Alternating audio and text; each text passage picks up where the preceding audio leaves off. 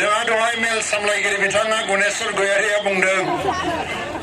बयखौबो एबार एसे मोखां गोजों गोजों नुदों होननानै आरो बुंनायनि खारन दं गामाखालि सिगांफ्राव इलेक्सन गेलेयोबा रायजो राजाफ्रा मिटिंफ्राव फैबाबो एसे आखि आगदा नायना मोखां सम सम जायोमोन सोरबा एसे मटर साइकेल सालायदों नामा सोरबा लामा बेंथे बायदों नामा नाथाय एबाराव गोसो हगारसारथारनानै ओरैबादि रायजो राजाफोर ओंखारदों दा आमथेखायावबो बेन पार्टि लालायलायनानै ओरैबादि गोसो होसार होसार मोसा मोसा मेल खुंबाय आंखौ बरायबाय आं जेरावबो बुंदों आं हारसिङैल' केन्डिडेट नङा बेयाव फैयै जेसेबां जोंखौ मदद होगोन जोंनो भट होगोन साफ्रोमबो गाव गावखौ साफा साफा केन्डिडेट होननानै सानना लानांगोन केन्डिडेट आंल' नङा बेनि अर्थआ जाबाय नोंसोर साफ्रोमबो देरहानांगौ साफ्रोमबो देरहानांगौबा न'खरफ्रोमबो देरहाग्रोनांगोन न'खरफ्रोमबो देरहानानै गामि मोनफ्रोमबो देरहानांगोन आरो गामि मोनफ्रोमबो देरहायोबासो पलिं बुथआव देरहागोन आरो समस्थियाव देरहागोन आरो जोङो ओंखायनो गामिफोरावबो दिनै खौसे खालामनो नाजानांगोन रायजो राजाफोरखौ सम सम जेब्लानाखि हारियाव मोनसे खैफोदा फैयो गासिबो गावनि सार्थ लब लालसाखौ गांनाय उखैनायखौ दोनथ'नानैब्लाबो गावनि हारिनि थाखाय खनसे खौसे गसंथानो गोनां जायो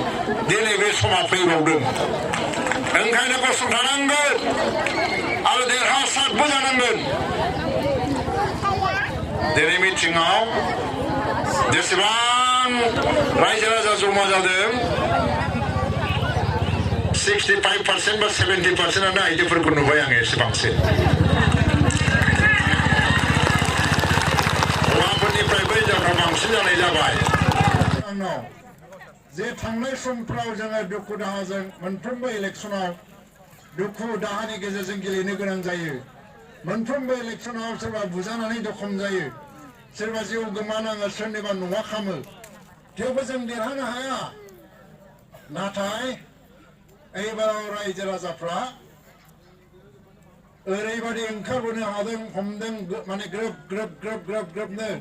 जोंनि हेंथा हान्जाफ्रा गासिबो थाखुमानो हमजोब्बाय दा न' सिं सिं आंहा साननाय फैदों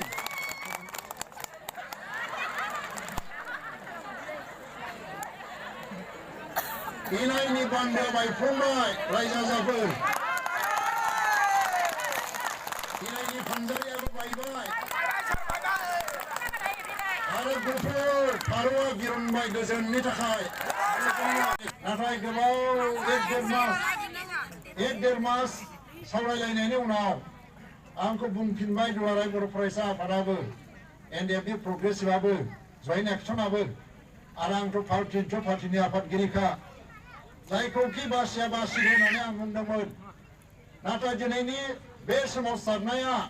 जि लामायाव जों आगान सहैबाय बे लामासिम आंबो बे सोमावसारनायखौ सिगाङावनो थानानै दैदेनबोदों आंबो सासे सोमावसारारि हिसाबै दं दिल्लीखौ आंबो बुजियो रायजो राजाखौ आंबो बुजियो ओंखायनो मानसिफ्रा बुंदों नोंनो गेलेफिनाबा जानाय नङा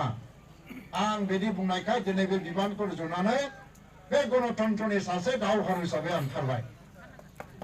दावहारुफोरनि धोरोमा मा दावहाया जेब्लासिम थागोन एब्लासिम दावहाखौ नांबाय थानांगोन फासयनो हाया गासिनो दङ सोरनिबा बांसावनायाबो आंखौ गोसोखौ लोरबां खालामनो हानाय नङा सोरनिबा सिगिनाय सोगोमनायाबो आंखौ गिहोनोबो हानाय नङा आं गियाबो रावखौबो राव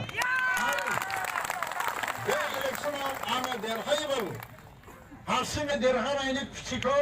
जों सोमावसारग्रा आफाद आरो रायजो राजाया जयैनो रंजानांगोन बे रायजो राजा जेनेबाबो आं गाबनायबो नङा फासयनानैबो थानायबो नङा आङो उरखावग्रा ब्रह्मआ दिनै जेरै दङ बे इलेक्सनाव जेनबाय बायोबाबो जेननायनि उनावबो आङो बिदिनो थागोन नोंथांमोननो थागोन रायजो राजाजों आङो थागोन जेब्लायबो आं खामानि मावलांगोन गावनि बिबानखौ आं रुजुनलांगोन हिसाबै आं दं नाथाय दिनै मैया थांगोन थाङाखैमोन दं नालाय क'क्राझाराव सारा क'क्राझार टाउना गसंनो जायगा गैया बबेनिबा सागरनि दैया हाजो बायनानै लोमसावफैनाय बायदि जाबाय आरो बे भियेटनामनि बिसंगालि बिफांफ्रा गासिबो फबसिन जाजोब्बाय आरो बे हाग्रामा बे समाव मंगलियाव लेक्सार होगासिनो दं जाहैबाय मबाइलाव नुहैबायनो बाब बाब नायबाबो नायख'नो हाया माथा गरम बुंनोनो रोंला आगो ओंखायनो मैया मा बुंबाय बे प्रमद बर'आलायनो फायखारि मैया प्रमदखौ बुंदों ओंखायनो प्रमद भाई हाग्रामाया नोंखौ फायखारि बुंदोंबा नोङो बेखौ नाजावना लानांगौ नङा दाहोन नोङो बुंनांगौ आं फायखारि खिन्थु फायखारिया मोननै रोखोमनि दं मोजां फायखारि गाज्रि फायखारि मोजां फायखारिया रायजो राजानि गय बागाननिफ्राय मोजां मोजां गयखौ बायनानै लांनानै हाथायाव जेरै दं ओरैनो मोजाङैनो फानहैयो बेखौ मोजां फायखारि होनो गाज्रि फायखारिफ्रा नोंनि बागाननिफ्राय गयखौ लांनानै गावनि गडाउनाव गाज्रि गयजों लगायनानैसो बाजाराव फानहैयो जायो मोजां फायखारिया प्रमद बर' बियो हारिखौ लानानै फायखारि खालामाखै प्रयजन जायोबा हारिनि थाखाय फायखारि खालामगोन नांगौबा नाथाय हारिखौ लाना फायखारि खालामाखै बियो मोजां फायखारि बियो हाग्रामाया नाथाय थाखानि थाखाय राजनितिक क्षमतानि थाखाय फायखारि खालामो आरो बे गाज्रि फायखारि बियो दा मोजां फायखारिखौ नांगौ ना गाज्रि फायखारिखौ नांगौ दे थिग खालामदो होमबा आरो भाइ माथो साननांगौ दंबावो बे जेखे बुंबाय थादों बे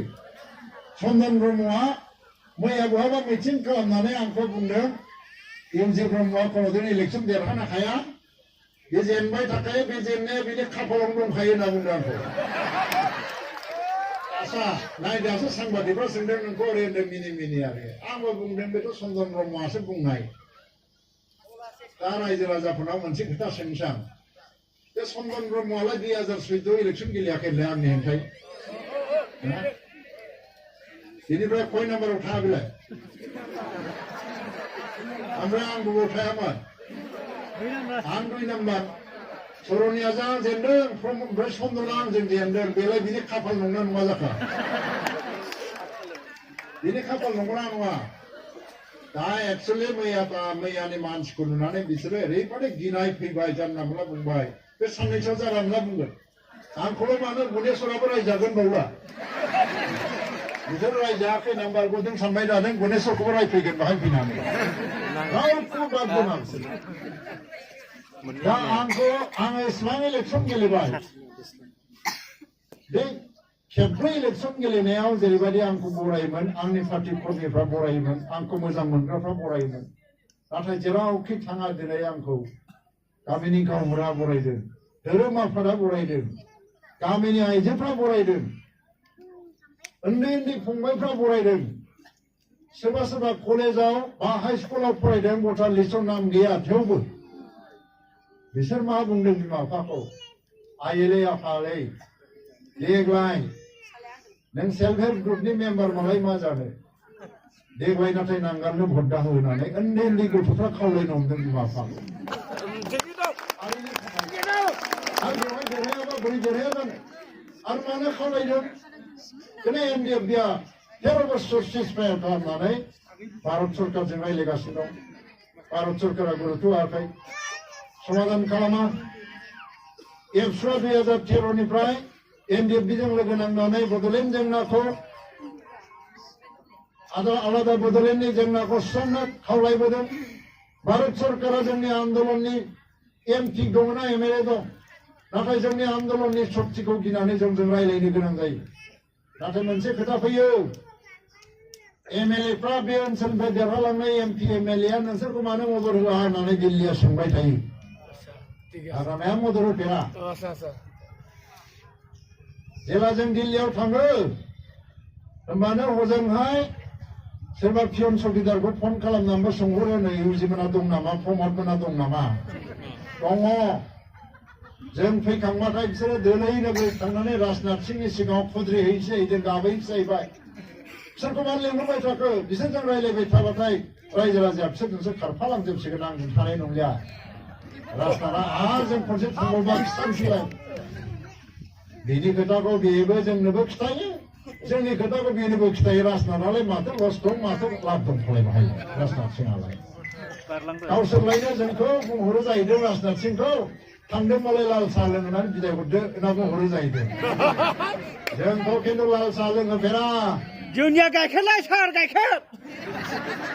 शुद्ध गाइखेरनि साहाखौनो लोंहरो जोंखौ जियानो जा जों बिराद गिलिर थांखियाव लानानै आवगायदों रायजोफोर बे थांखि जाफुङैया जोंनि रायजो राजानि खौसेनि थाखाय सायाव सोनारसिगोन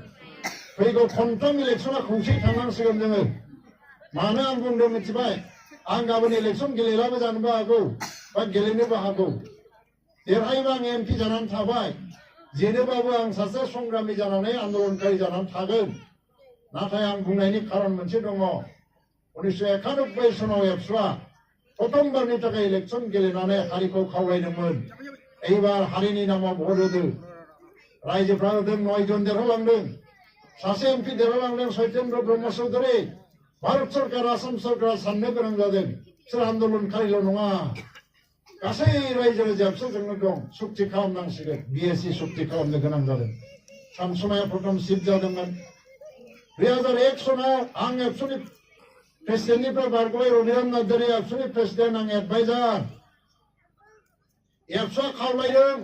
इलेक्सन गेलेबावदों हारिनि नामाव खनसे भट होबावदो नोंथांमोना ज' ज' भट होदों 10 जन एमएलए देरहालांदों आरो सानसुमा कंगर बैसुमतारिया आं एबसु प्रेसिडेन्ट थानाय समाव 1999 सनाव खनसे एमपि देरहालांदों देरहालांनाय लोगो लोगोनो बै समनि प्राइम मिनिस्टार अटल बिहारी बाजपेयीया बुंदों आंनि गभर्नमेन्टखौ मदद हो जोंहा सत्त मोनसे होदोंमोन ओरैनो मदद होनो हाया जोंहा सत्त दं मा बेलाय बड'लेण्ड जेंनाखौ गोख्रैनो सुस्रांनांगौ नोंनि गभर्नमेन्टआ बाजपेयीया जोंनो खोथा होनो गोनां जादोंमोन आरो जों मदद होदोंमोन लोगो लोगो 2003 आव बिएलटि सुक्ति जादों 2001 आव जुदि रायजो राजाया मदद होनानै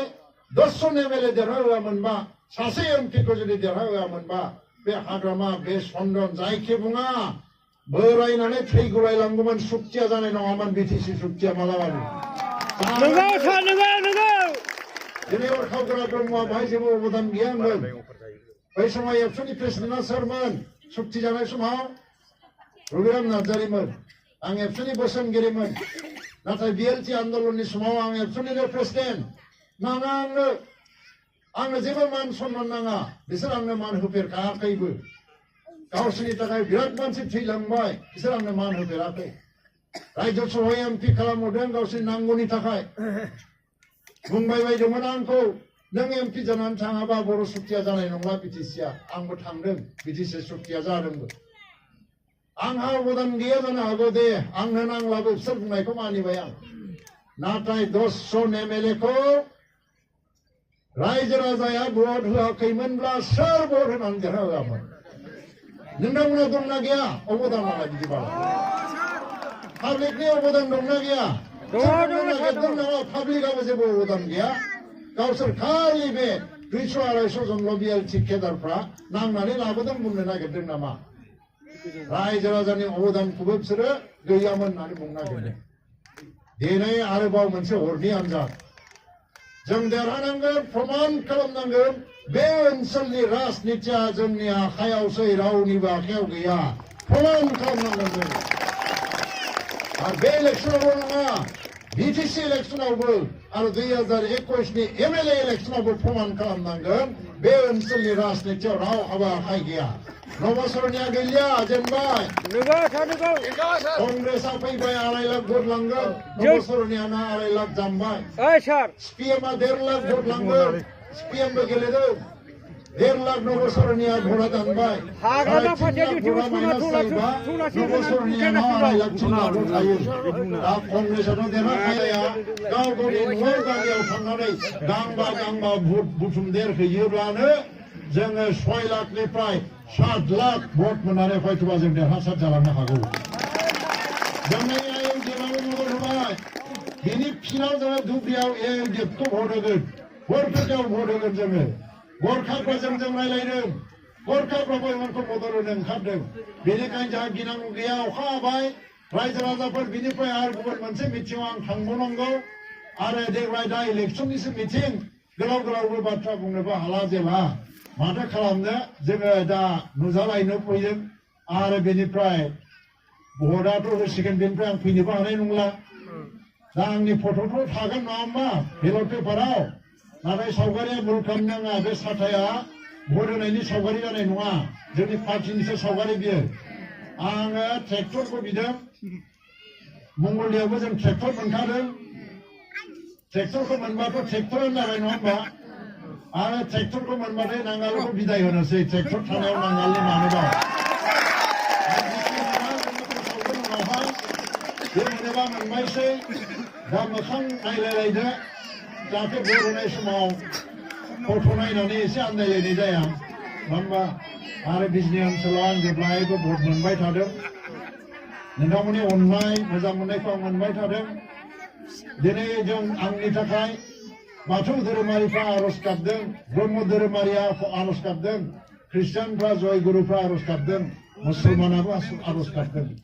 रायजो राजानि आशीर्बाद आरो धोरोमनि गेजेरजों आर'ज गाबनानै जे आशीर्बाद बे बिराद गिदिर बाथ्रा आरो धोरोमनि गेजेरजों धोरोम गुरुफ्रा आर'ज गाबनानै जाय मानसिखौ बा जायखौ मदद होयो जायखौ आशीर्बाद होयो बेखौ फेजेननायनि सक्ति हयतोबा पृथिबियाव गैया जों देरहागोन